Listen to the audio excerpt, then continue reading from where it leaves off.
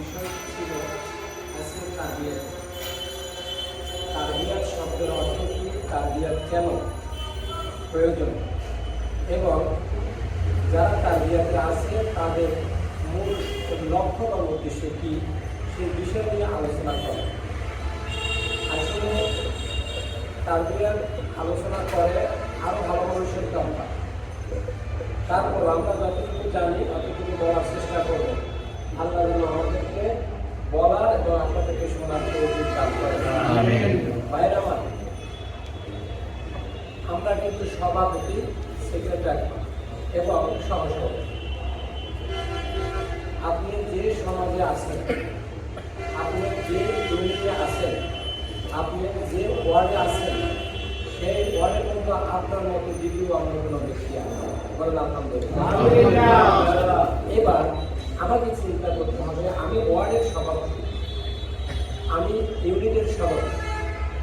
ওই ইউনিটে আপনার যে আমি কাকেও ছোট করছি না, কাকেও মনে করছি না, নিজের ক্লাসকে কীভাবে পরিশুদ্ধ করবো, আমি নিজেকে একজনের সামনে কীভাবে উপস্থাপন করব সেটা সে খেয়ালটা আমি করে দিচ্ছি।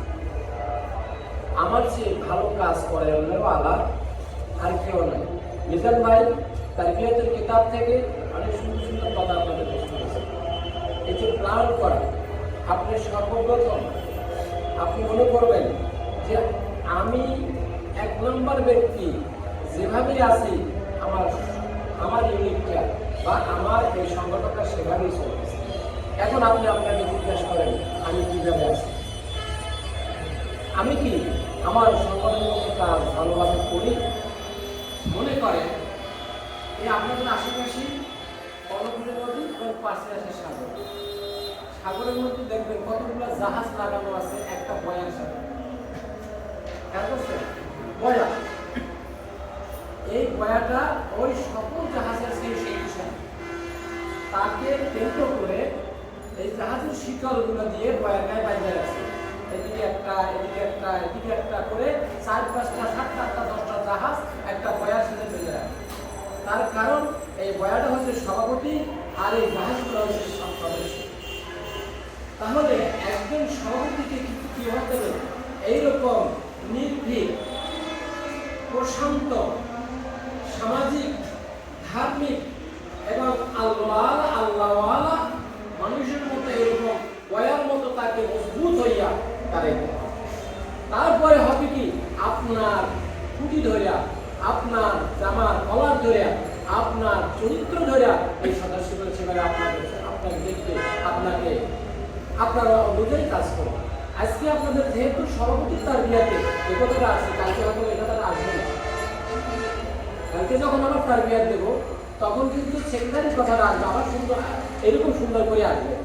তাহলে আপনাকে কি হতে হবে? যেমন একটা, আবার বলতেছে, আপনি হতে হবে সেই শক্ত বয়ার মতো, যত ঝড় জীবন আসুক আপনি গানে গাইতেছে আপনার রেজায় মাওলা, আপনার আল্লাহ হুকুমাত আল্লাহ জমিনে প্রতিষ্ঠা করার জন্য আপনার যে কাজ, 5টা জিনিস আপনি করবেন, 5টা জিনিস আপনি শুনবেন না, 5টা জিনিস আপনি ধরবেন না। 5টা, বেশি কিছু লাগবে না। 1 নম্বর, 5টা জিনিস আপনি করবেন না। 2 নম্বর, আপনি নামাজ, রোজা, হজ, যাকাত, জিকির, আজকার কিচ্ছু করবেন না। অসুবিধা নাই। দেখছেন উল্টো কথা বলে ছেলে পেয়ে কি বললে হলে, আপনি গুনাহ করবেন না। বলুন সুবহানাল্লাহ। ইবাদত করেন, যত করেন, কাজ হবে না, গুনাহ করেন। 1 নম্বর করবেন না কি? গুনাহ করবেন। 5টা জিনিস আপনি করবেন না, 5টা জিনিস আপনি ধরবেন না, 5টা জিনিস আপনি বুঝবেন।